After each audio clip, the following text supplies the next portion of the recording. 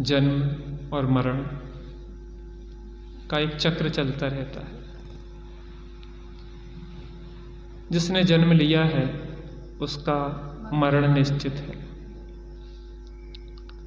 लेकिन कुछ जीव ऐसे होते हैं जो जन्मते तो हैं लेकिन मरते नहीं हैं, उनका निर्वाण होता है।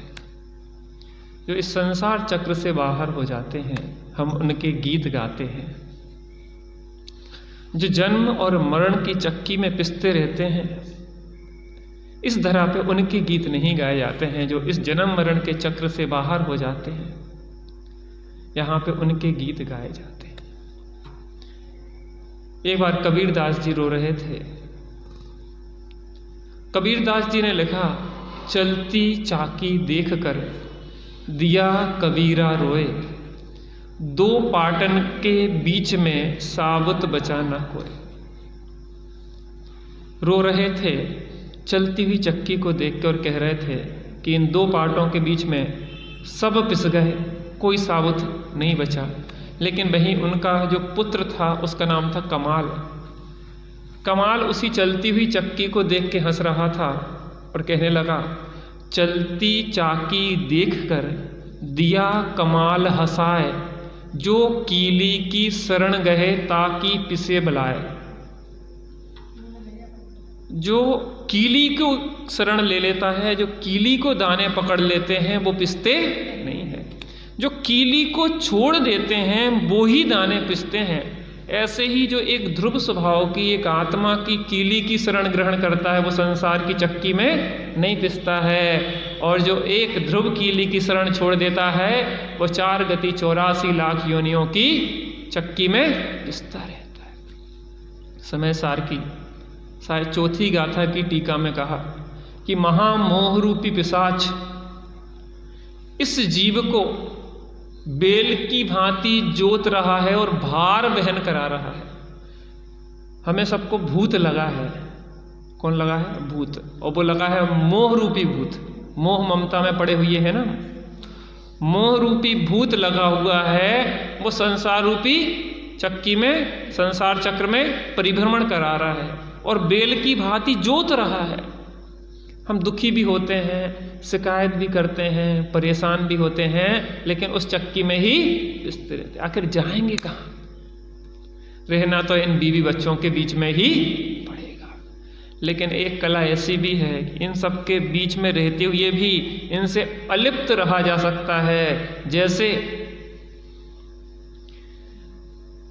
कमल रहता कीचड़ में है, लेकिन कमल कीचड़ से पृथक रहता है। 3 दृष्टांत सम्यक दृष्टि के भेद विज्ञान पृथकता का दिया है। कादे में हेम अमल और नगर नार को प्यार यथा और जलते भिन्न कमल। सम्यक दृष्टि रहता यही है, लेकिन कमल की भांति जल से पृथक रहता है।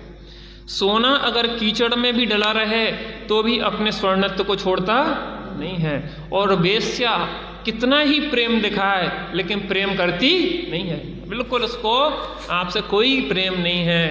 जब तक आपके पास पैसे हैं तब तक वो आपको अपना कहेगी, उसके बाद उसका आपसे कोई नाता नहीं है। वो आपको पहचानने से भी इनकार कर देगी।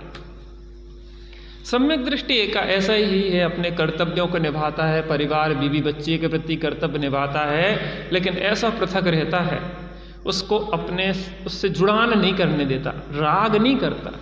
ऐसा राग नहीं करता कि अब इनके बिना हमारा सत्ता सर्वस्व नाश ही हो जाए। बात यह है कि जन्म और मरण का जो खेल अनादि काल से चल रहा है, वह जीव ही वास्तव में स्तुति के पात्र हैं जिनने इस जन्म मरण के खेल का अंत कर दिया है और उनका जन्म ही महोत्सव के रूप में मनाया जाता है।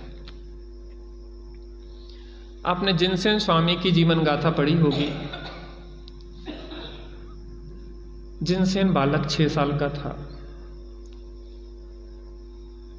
सामान्य परिस्थिति में रहने वाला था। बगल में एक सेठ जी का महल था। सेठ जी के महल में गीत संगीत की आवाजें आई एक दिन। बहुत सुंदर सुंदर गीत संगीत हो रहा था, नृत्य गान हो रहे थे। बालक होते हैं, प्रसन्नता से झूमता नाचता रहा। दूसरे दिन भी कुछ विशेष आवाज़ें तो आ रही थी, लेकिन कुछ आवाज़ें बदली हुई थी। एक दिन पहले जिस प्रकार की आवाज़ें आ रही थी, दूसरे दिन उस प्रकार की आवाज़ें आना बंद हो गईं। तो उस बालक ने पूछा कि माँ, कल जिस प्रकार की आवाज़ यहाँ से आ रही थी, आज वो आवाज़ें क्यों नहीं आ रही हैं? क्या गाने वाली बदल गई है कि कल जो गाने वाली थी वो दूसरी थी और आज जो गाने वाली है वह दूसरी है? क्या ऐसा है माँ? तो माँ ने कहा, बेटा गाने वाली तो वही है, लेकिन प्रसंग बदल गया है। 20 वर्षों 25 वर्षों पहले इन सेठ सेठानी का विवाह हुआ था। इनके कोई संतान नहीं थी। अभी 25 वर्ष बाद एक संतान उत्पन्न हुई थी और कल उसने जन्म लिया था और आज वो मर गई। तो कल उसके जन्म का उत्सव मनाया जा रहा था, आज उसके मरण पे विषाद छाया हुआ है। और आज कल वो गीत गा रहे थे, आज वो रो रहे हैं। सुर तो दोनों में निकल रहे हैं, लेकिन कल हर्ष के थे, आज गम के हैं, दुख के हैं। तो छोटे से बालक ने पूछा, मामा क्या सबको मरना होगा? कहने हाँ बेटा, जिसने जन्म लिया है उन सबको मरना होगा। लेकिन एक चीज है, जो आत्मा है, न जिसका जन्म होता है न जिसका कभी मरण होता है। इस तन का जन्म होता है और तन का मरण हो जाता है।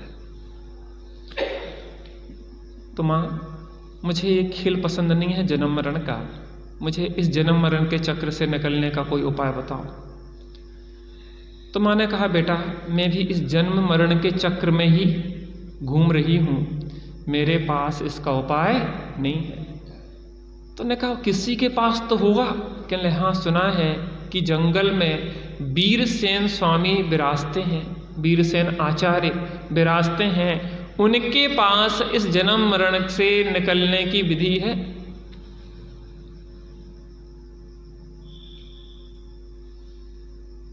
तो बेचारा बालक 6 साल का, उसके अंदर तड़प पैदा हुई कि मुझे निकलना है संसार से। और उसने निकलने के लिए वो वहाँ से भागा। किसके लिए? वीरसेन स्वामी को खोजने के लिए। छोटा सा बच्चा था, 6 साल का बच्चा था। पहले 6-6 साल के बच्चे वैसे ही नग्न घूमते रहते थे, तो नग्न आगर्भ दिगंबर कहा जाता है। तो ऐसे ही नग्न था, भागा, खोजता गया स्वामी कहाँ है, कहाँ है। पूरे जंगल में खोज डाला, अंतो गत्वा जाके उसे वीरसेन स्वामी एक वृक्ष के नीचे विराजते हुए देखे। वीरसेन स्वामी को देख के उसके अंदर हर्ष उमड़ा कि अब जन्म मरण के चक्र से पार लगाने वाले मुझे देवता मिल गए हैं। और उनके चरणों में गिरा और अश्रुधारा से उनके चरणों को पखार दिया। ऐसे आंसू बहे, ऐसे आंसू बहे कि स्वामी मुझे इस संसार चक्र से पार कर दो। और उनके अपने अश्रुधारा से चरण युगलों को पखार दिया। आचार्य देव ने उसको उठाया, क्या बात है? उसने बताया कि स्वामी मुझे इस संसार चक्र से पार होना है। कोई बात नहीं, चिंता नहीं करो, तुम संसार चक्र से पार हो जाओगे, लेकिन मैं जैसा कहूँगा वैसा करना होगा। उसके लिए तुम्हें निर्ग्रंथ जैनेश्वरी दीक्षा अंगीकार करना होगी। कुछ काल तक उनके साथ रहा, लगभग 6 साल का था। 8 साल का जब तक नहीं हुआ, क्योंकि 8 साल में दीक्षा दी जाती है, और 8 साल में उसने दीक्षा ली और दीक्षा लेके अपने उस जन्म मरण के अभाव का चक्र जो चल रहा था उसको अभाव कर दिया। अर्थात उसकी गति हो गई जिस विधि से जन्म मरण का अभाव होता।